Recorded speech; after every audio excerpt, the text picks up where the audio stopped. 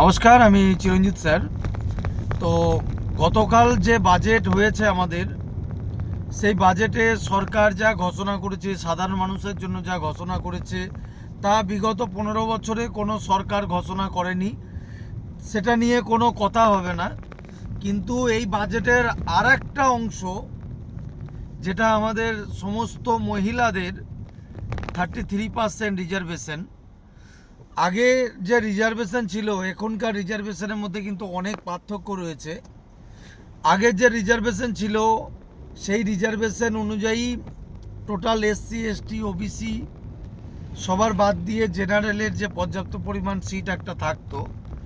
কিন্তু এখন যে বর্তমানে যে রিজার্ভেশন সিস্টেম, এই যে বাজেটের মধ্যে যেটা দেখা গেল যে 33%, যদি আমরা সব কাস্ট বাদ দিয়ে দিই, তাহলে সেক্ষেত্রে আমাদের আর হাতে থাকলো 55%।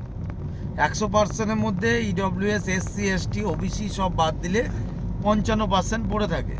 তো 55%-এর যদি 33% করি, তাহলে ওই 18-19% মতো দাঁড়াচ্ছে, 18% সামথিং।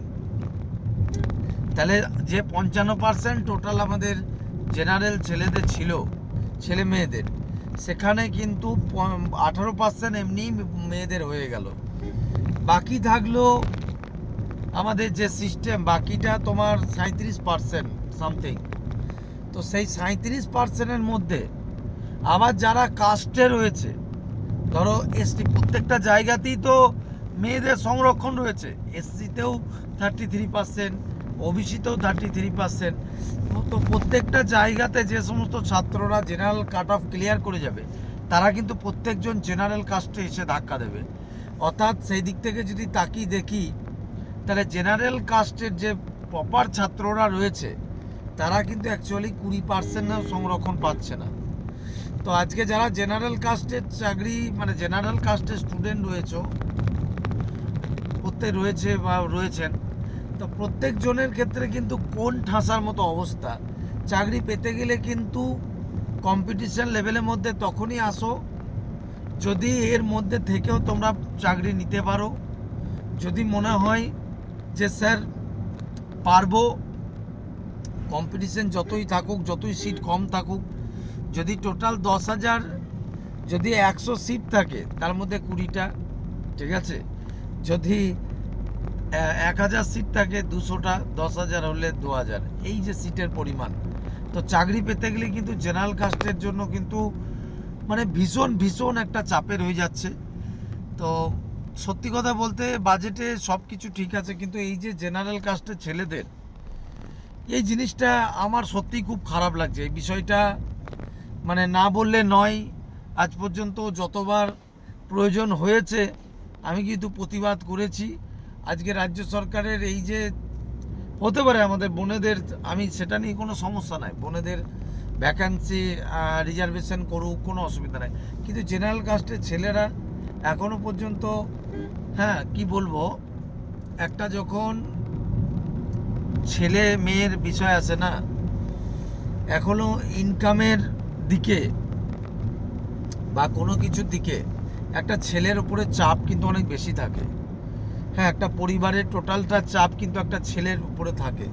তো সেই অনুযায়ী একটা ছেলে যখন জেনারেল কাস্টে, তখন তার যে রিজার্ভেশন, তাকে যদি মানে তার যদি সিটই যদি সে রিজার্ভেশনে যদি কম পায়, তো তার চাকরি পাওয়া তো মানে প্রচণ্ড দুষ্কর।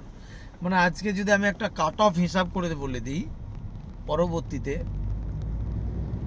আমি একটা ডাব্লিউবিপির কাট অফ বা ডাব্লিউবি কাট অফ বলেই বলছি, পুলিশে, ওয়েস্ট বেঙ্গল পুলিশে কোনো প্রিলিমিনারি কাট অফ, যদি মেয়েদের কাট অফ যদি 40 দাঁড়ায়, তাহলে জেনারেল ছেলেদের কাট অফ 65 যাবে।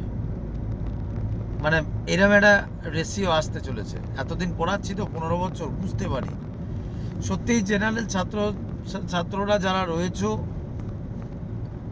জানি না পরবর্তীতে সরকার কি ডিসিশন নেবে, কিন্তু যদি এটা থাকে, তাহলে তোমরা কিন্তু যদি পড়াশোনার মান উন্নয়ন না করো, তুমি তখনই প্রিপারেশনের মধ্যে আসো যদি তুমি মনে করো যে স্যার কম সিটের মধ্যেও আমি নিজে পাবো।